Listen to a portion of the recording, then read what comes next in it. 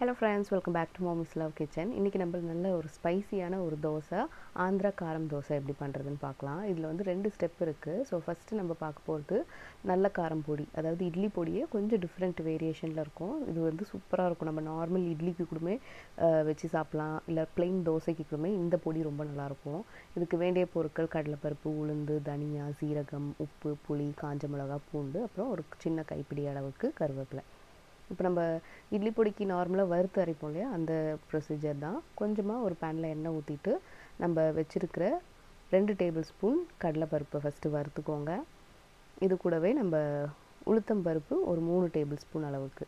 So நம்ம செய்கிற இந்த பொடி வந்து நீங்கள் ரூம் டெம்பரேச்சர்லேயே வச்சிங்கனாலே உங்களுக்கு வந்து 2 மாதம் வரைக்கும் இது கெட்டு போகாமல் இருக்கும். நீங்கள் ஃப்ரிட்ஜிலலாம் வைக்கிறீங்க அப்படின்னா கண்டிப்பாக வந்து ஒரு 6 மந்த்ஸ்க்கு மேலேயே வரும். ஸோ நம்ம யூஸ்வலாக செய்கிற இட்லி பொடியை விட இது கொஞ்சம் டிஃப்ரெண்ட்டாக இருக்கும். ஈவன் நல்லா காரசாரமாக புளிப்பாக அந்த மாதிரியும் இருக்கும். இப்போ நெக்ஸ்ட்டு வந்து நான் தனியா 1 டேபிள் ஸ்பூன் அது போட்டு அதுவும் நல்லா அந்த பச்சை வாசனை போகிற வரைக்கும் வதக்கிக்கலாம். நெக்ஸ்ட்டு சீரகம் 1 டீஸ்பூன் அளவுக்கு.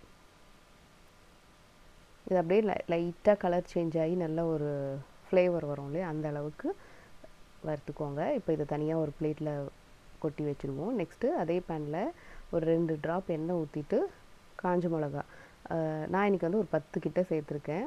உங்களுக்கு காரம் ஜாஸ்தியாக வேணும், ஏன்னா ஆந்திரா காரம் தோசைனாலே வந்து நல்ல ஸ்பைஸியாக இருக்கும். ஸோ ஜாஸ்தியாக வேணுன்னா நீங்கள் இன்னும் கூட சேர்த்துக்கலாம். நெக்ஸ்ட்டு ஒரு கைப்பிடி அளவுக்கு கருவேப்பிலை வச்சுருக்கோங்க, அதையும் நல்லா ரோஸ்ட் பண்ணிக்கோங்க. இதை தனியாக வச்சுக்கலாம். இப்போ நெக்ஸ்ட்டு அது நல்லா ஆறிக்கிட்டு இருக்கட்டும். அதுக்குள்ளே நம்ம வந்து இந்த காரம் சட்னி, ஸ்பைசி சட்னிக்கு ஒரு 10 மிளகாவை நல்லா சுடு தண்ணியில் போட்டு ஒரு 10 நிமிஷம் ஊற வச்சுருக்கேன். இப்போ சட்னிக்கு வந்து வெங்காயம், பூண்டு, கருவேப்பிலை, புளி, உப்பு இதெல்லாம் நம்ம சிலதை வதக்கிட்டு அரைக்கணும். ஸோ இப்போ ஒரு பேனில் 1 டீஸ்பூன் எண்ணெய் ஊற்றிட்டு நம்ம கட் பண்ணி வச்சுருக்கிற ஆனியனை போட்டுக்கலாம்.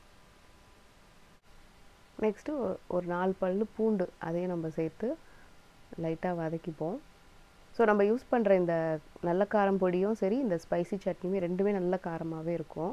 ஸோ தோசைக்கு வந்து பெருசாக சட்னின்னு ஒன்று இருக்காது. அதாவது வேணும்னு அவசியம் கிடையாது. பட் வந்து இது ரொம்ப ஸ்பைஸியாக இருக்கனால இதை செட்டில் டவுன் பண்ணுறதுக்காக பீனட் சட்னி வச்சு சாப்பிட்டோன்னா பர்ஃபெக்டாக இருக்கும். நெக்ஸ்ட்டு ஒரு சின்ன லெமன் சைஸ் புளி இருக்கு இல்லையா, அதையும் போட்டு ஒரு 2 நிமிஷம் வதக்கினா போதும்.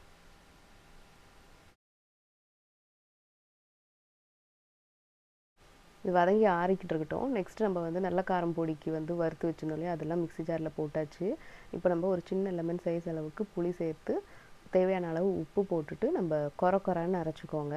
இந்த ஸ்டேஜில் தான் நம்ம வந்து பூண்டு வச்சுருந்தோம் இல்லையா, அது சேர்த்துக்க போகிறோம். பூண்டு நம்ம வதக்கி அரைக்கல. ஸோ இந்த லாஸ்ட்டு இதில் பூண்டு போட்டுட்டு நல்லா திரும்ப ஒரு பல்ஸ் மோட்லேயே நீங்கள் பரப்பரான்னு அரைச்சி வச்சுக்கிட்டிங்கன்னா இந்த மாதிரி ரொம்ப நைஸாக இல்லாமல், அதுக்குன்னு ரொம்ப குருணை மாதிரி இல்லாமல் அப்படியே மீடியமாக இருக்கும். ஸோ நம்மளோட நல்ல காரம் பொடி ரெடி. நெக்ஸ்ட் நம்ம ஸ்பைசி சட்னிக்கும் இந்த வெங்காயம், பூண்டு, புளி எல்லாம் நல்லா ஆறிட்ட பிறகு அதையும் மிக்ஸி ஜாரில் போட்டு நம்ம வச்சுருக்கிற கருவேப்பிலை சேர்த்துப்போம். நம்ம ஊற வச்சுருந்தோம் இல்லையா அந்த காஞ்ச மிளகா, அதையுமே சேர்த்துக்கோங்க. தண்ணி வந்து கொஞ்சம் தேவைப்படும், அப்போ நம்ம ஊற்றிக்கலாம். நெக்ஸ்ட்டு தேவையான அளவு உப்பு. இப்போ நம்ம இதை வந்து நல்லாவே நைஸாகவே அரைச்சிக்கோங்க. தண்ணி உங்களுக்கு இது வந்து இந்த சட்னியை நம்ம தோசையில் ஸ்ப்ரெட் பண்ண போகிறோம், அதனால உங்களுக்கு தண்ணி ரொம்ப கம்மியாக தான் தேவைப்படும். ஸோ அகைன் இந்த சட்னியுமே பார்த்திங்கன்னா ஒரு நார்மல் பிளெயின் தோசைக்குமே நம்ம தாராளமாக சாப்பிட்லாம். இட்லிக்குமே நல்லாயிருக்கும். நல்ல ஸ்பைசியான நம்ம ஸ்பைசி சட்னி அண்ட் நல்ல காரம் பொடி ரெடி ஆகிடுச்சு. நெக்ஸ்ட்டு நம்ம வந்து தோசையை ஊற்றி ரெண்டுத்தையும் அப்படியே லேயர் பண்ண வேண்டியது தான்.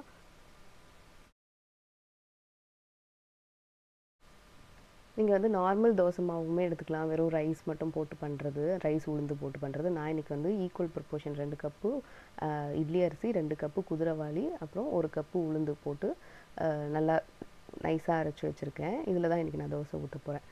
இப்போ நம்ம வந்து கல்லை சூடு பண்ணிவிட்டு நம்ம உங்களுக்கு எந்த மாதிரி தோசை வேணுமோ, அதாவது முடிஞ்ச அளவுக்கு இந்த தோசை கொஞ்சம் தின்னாக போட்டோம் அப்படின்னா சாப்பிட்றதுக்கு நல்லாயிருக்கும். இல்லை உங்களுக்கு சாஃப்டாக வேணும்னாலும் நீங்கள் தாராளமாக சாஃப்டாகவும் வச்சுக்கலாம்.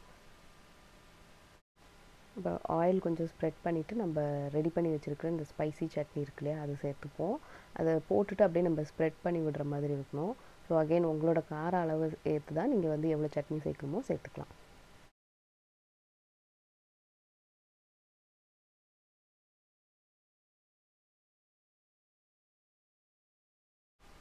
அடுத்து நம்ம வச்சுருக்கிற அந்த நல்ல காரம் பொடி, அதுவுமே உங்களுக்கு எந்த லெவலுக்கு வேணுமோ சேர்த்துக்கோங்க.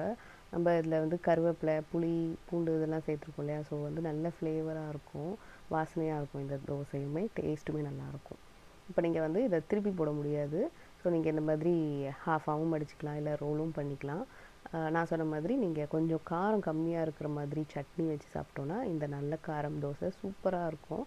கண்டிப்பாக ட்ரை பண்ணி பாருங்கள்.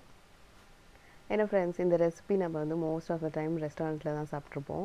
நீங்களும் வீட்டில் செஞ்சு பாருங்கள், உங்களுக்கு எப்படி வந்துச்சுன்னு சொல்லுங்கள். உங்களுக்கு பிடிச்சிருந்துச்சின்னா கண்டிப்பாக அதோட ஃபீட்பேக்கை நீங்கள் கமெண்ட் செக்ஷனில் கொடுங்க, நான் பார்க்குறேன். இந்த வீடியோ உங்களுக்கு பிடிச்சிருந்துச்சின்னா மறக்காமல் நம்ம சேனலை லைக் பண்ணி, ஷேர் பண்ணி, சப்ஸ்கிரைப் பண்ணிடுங்க. நீங்கள் மம்மிஸ் லவ் கிச்சனை இன்ஸ்டாலும் ஃபேஸ்புக்கில் கூட ஃபாலோ பண்ணலாம். இதே மாதிரி இன்னொரு வீடியோவில் உங்களை சந்திக்கிறேன். அது வரைக்கும் நன்றி, வணக்கம்.